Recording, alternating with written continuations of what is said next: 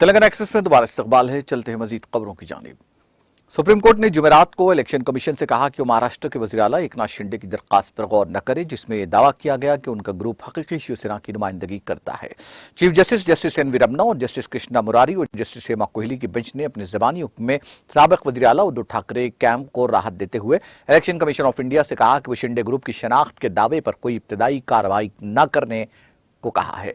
शिंदे धड़े ने Burhan Mumbai municipal corporation इंतखाबात से कबल हकीकी शिवसेना के तौर पर अपनी शनाख्त के लिए इलेक्शन कमीशन से रुजू किया था। ठाकरे कैंप की जानिब से सुप्रीम कोर्ट में दरखास्त दायर की गई थी, जिसमें इलेक्शन कमीशन की कार्रवाई पर फौरी रोक लगाने की दरखास्त की गई थी। सुप्रीम कोर्ट ने ठाकरे ग्रुप की अर्जी पर गौर करने के बाद इलेक्शन कमीशन से कहा कि अगर ठाकरे ग्रुप शिंदे ग्रुप की अर्जी पर अपने नोटिस का जवाब दाखिल करने के लिए वक्त मांगता है तो उसे उन ख्यालात को मद्देनजर रखना होगा। अदालत इस तनाजुर में उनकी दरखास्त पर गौर करे।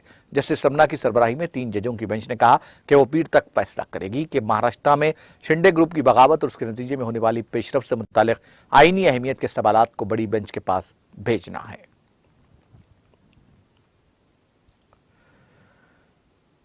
कांग्रेस और बीजेपी की सरकारों पर गरीबी बेरोजगारी के मसाइल को हल करने में अदम दिलचस्पी का इल्जाम लगाते हुए बीएसपी सुप्रीमो मायावती ने जुमेरात को कहा कि पेशकीमती सरकारी असासों की जिस तरीके से निजकारी की जा रही है वो मुल्क की बुनियाद को खोखला करने जैसा खतरनाक है। हरियाणा, मध्य प्रदेश, छत्तीसगढ़, आंध्र प्रदेश और तेलंगाना रियासतों में पार्टी उमूर का जायजा लेने के दौरान मायावती ने जुमेरात को कहा कि पेशकीमती सरकारी असासों को जिस तेजी के साथ प्राइवेटाइजेशन किया जा रहा है वो मुल्क की बुनियाद को खोखला करने जैसा ही खतरनाक है।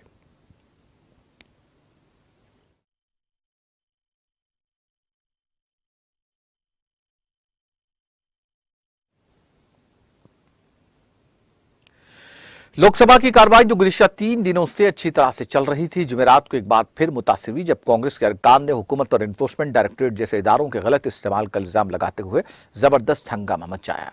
ईडी, जिसकी वजह से ऐवान की कार्रवाई एक बार के लिए मुलतवी कर दी गई। एक बार के इल्तगा के बाद जैसे ही दोपहर 2 बजे शुरू हुई, कांग्रेस और दीगर अपोजिशन अरकान ने हुकूमत पर मनमानी, आमिरियत और सरकारी इदारों के गलत इस्तेमाल का इल्जाम लगाते हुए हंगामाराई और नारेबाजी शुरू कर दी। शोर शराबे के दरमियान प्रिजाइडिंग ऑफिसर करेट सोलंकी ने घर की ऐवान की मेज पर पड़े जरूरी कागजात हासिल किए।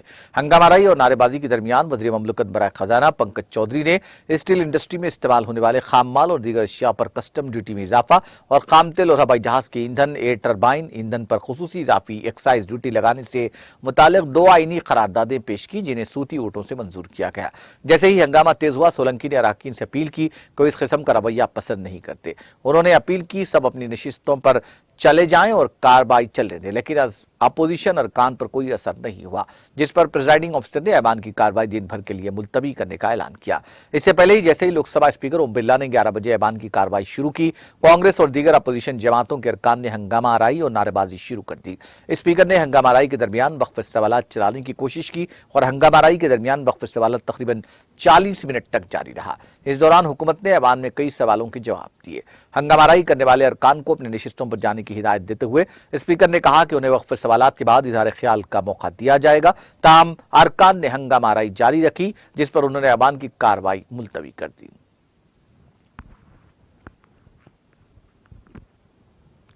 हुकूमत ने कहा कि मुल्क में सड़क हादसात के बढ़ते वाकयात पर काबू पाने के लिए कारों की अगली सीटों पर एयर बैग को लाजमी करार देने के बाद अब वो उसे पिछली सीटों पर भी लगाने पर गौर कर रही है। लोकसभा में रोड ट्रांसपोर्ट और हाईवेज के वजीर नितिन गडकरी ने एक जिमनी सवाल के जवाब में कहा कि कारों पर एयर बैग को लाजमी करार दिया गया है। यह कदम पिछली सीटों पर बैठे लोगों की हिफाजत को मद्देनजर रखते हुए उठाया जा रहा है। उन्होंने कहा कि हमारी कोशिश है कि गाड़ी में बैठे तमाम लोगों को गाड़ी में एयर बैग की तरह सिक्योरिटी फराहम की जाए। हुकूमत इस सिमत में कदम उठा रही है। उन्होंने कहा कि यह दुरुस्त है कि इलेक्ट्रिक गाड़ियों की तादाद में मुसलसल इजाफा हो रहा है और तवज्जो इलेक्ट्रिक गाड़ियों की तादाद बढ़ाने पर है, ताकि डीजल पेट्रोल पर दरामदी निसार कम हो और आवाम को सस्ते निरखों पर ईंधन दस्तियाब हो सके। इससे यहां पैदा होने वाली आलूदगी में कमी आएगी, उस पर काबू पाया जा सकेगा। हुकूमत जल्द ही 50,000 इलेक्ट्रिक बसें लाने का मंसूबा बना रही है।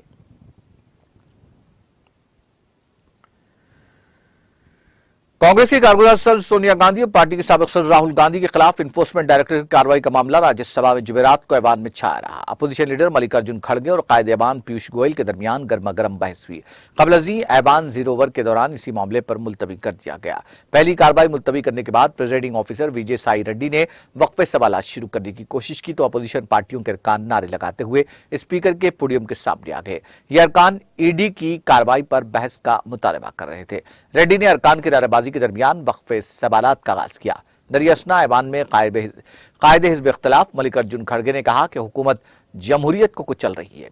हुकूमत अपोजिशन को खत्म करने की कोशिश कर रही है, इससे जमहूरियत खत्म हो जाएगी।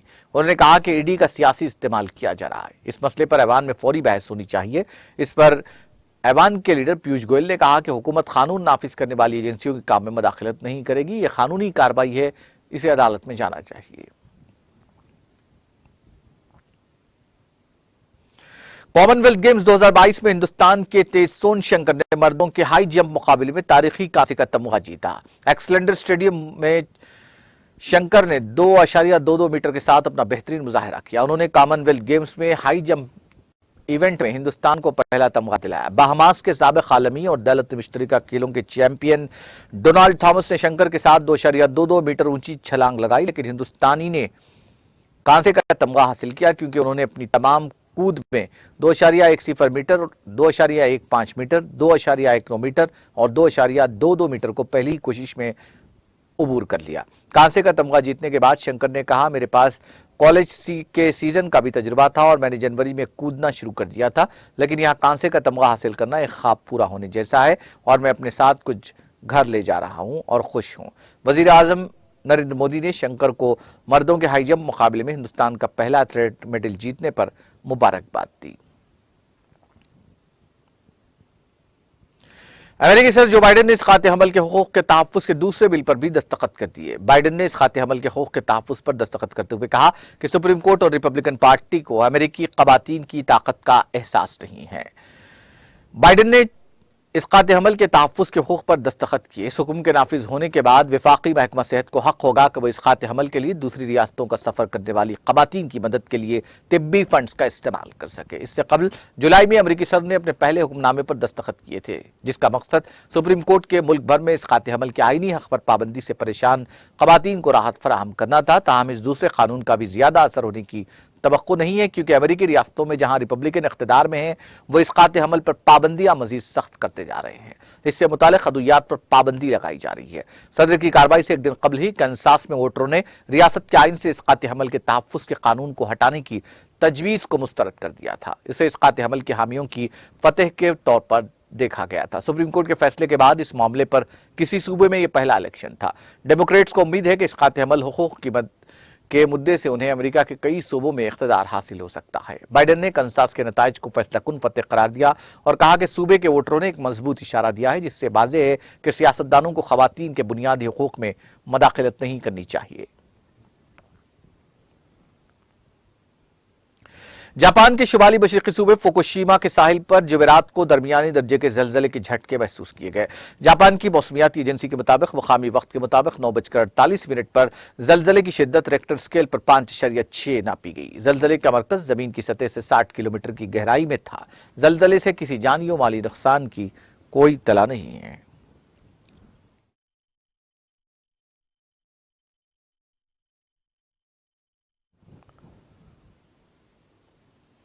आखिर में सुर्खियां एक बार फिर। सुर्खियों के पेश करदा है मखदूम ब्रदर्स, पत्थरगट्टी चारमीनार रोड हैदराबाद।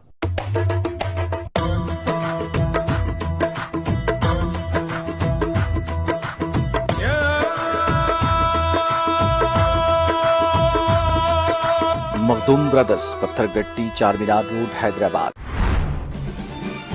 वज़ीर आला केसीआर ने मुल्क भर में अपनी नौइयत के मुनफरिद police integrated command and control centre का हैदराबाद में किया इफ्तिताह। वज़ीर दाखिला मोहम्मद महमूद अली के बशमूल दीगर वज़रा और पुलिस ओहदेदारों ने की शिरकत। कल्बे शहर बंजारा हिल्स में पुलिस कमांड कंट्रोल सेंटर का क़याम हुकूमत की क़ुव्वत इरादी की अलामत। दोस्ताना पुलिस निज़ाम में कामयाबी के बाद कल्चर्ड पुलिस सिस्टम हुकूमत का अगला कदम। हिंदुस्तानियों के हैसियत से हमारी इंफरादियत मजबूत मगर टीम के तौर पर नाकाम।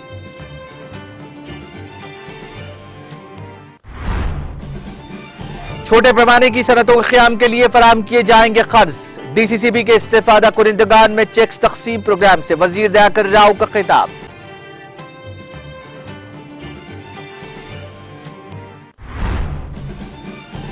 R&B गेस्ट हाउस 10 सिरे तक मुकम्मल किया जाएगा। तामीरी कामों के मुआयने के बाद रियासती वजीर गंगुला कमलाकर की ओहदेदारों को हिदायत।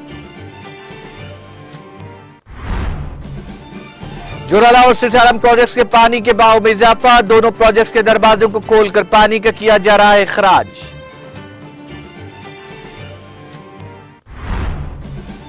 एनफोर्समेंट डायरेक्टोरेट जैसे इदारों के गलत इस्तेमाल पर कांग्रेस का हंगामा आराई के बाईस लोकसभा की कार्रवाई दिन भर के लिए मुलतवी। इलेक्शन कमीशन को फिलहाल शिवसेना पर फैसला नहीं करना चाहिए, सुप्रीम कोर्ट की इलेक्शन कमीशन को हिदायत।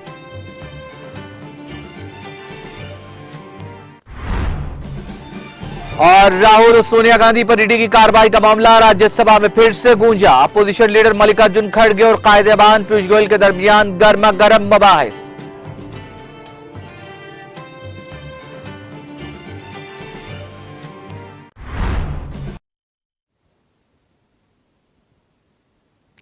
तेलंगाना एक्सप्रेस में फिलहाल इतना ही। मुझे मेरी पूरी टीम को दीजिए इजाजत। ताजा तरीन अपडेट्स के लिए देखते रहिए टीटीवी।